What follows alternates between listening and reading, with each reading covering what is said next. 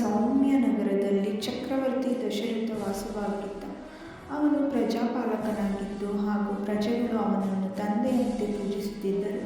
ದಶರಥನಿಗೆ 3 ಪತ್ನಿಯರು, ಕೌಸಲ್ಯ, ಕೈಕೆ ಮತ್ತು ಸುಮಿತ್ರೆ. ಆದರೆ ದಶರಥನಿಗೆ ಯಾವ ಪುತ್ರರೂ ಇಲ್ಲದ ಕಾರಣ ಆತನು ಸಂತಾಪದಿಂದ ಬಾಳುತ್ತಿದ್ದ. ಸಂತರ ಸಲಹೆಯಂತೆ ರಾಜನು ಪುತ್ರಕಾಮಿಷ್ಠ ಯಾಗವನ್ನು ನಡೆಸಿದನು. ಆ ಯಾಗದ ಫಲವಾಗಿ ದೇವತೆಗಳು ಅವನಿಗೆ ಪಾಯಸವನ್ನು ನೀಡಿದವು. ಆ ಪಾಯಸವನ್ನು ರಾಜನು ಎಲ್ಲ ಪತ್ನಿಯರಿಗೆ ಹಂಚಿದ. ಇದರ ಫಲವಾಗಿ ಕೌಸಲ್ಯಗೆ ರಾಮನು, ಕೈಕೆಗೆ ಭರತನು ಮತ್ತು ಸುಮಿತ್ರೆಗೆ ಲಕ್ಷ್ಮಣ ಮತ್ತು ಶತ್ರುಘ್ನ ಎಂಬ 2 ಪುತ್ರರು ಜನಿಸಿದರು. ಈ 4 ರಾಜಕುಮಾರರು ಧೈರ್ಯ, ನಿಷ್ಠೆ, ಶಿಸ್ತಿನಲ್ಲಿ ಬೆಳೆಯಲು ಆರಂಭಿಸಿದರು. ರಾಮನು ಬಾಲ್ಯದಲ್ಲೇ ಧರ್ಮಪ್ರಿಯ, ಶೂರ, ವೀರ ಮತ್ತು ಧೈರ್ಯಶಾಲಿಯಾಗಿದ್ದ. ರಾಮನ ವ್ಯಕ್ತಿತ್ವವೇ ಮುಂದಿನ ಕಥೆಯಾಗಿರುತ್ತದೆ.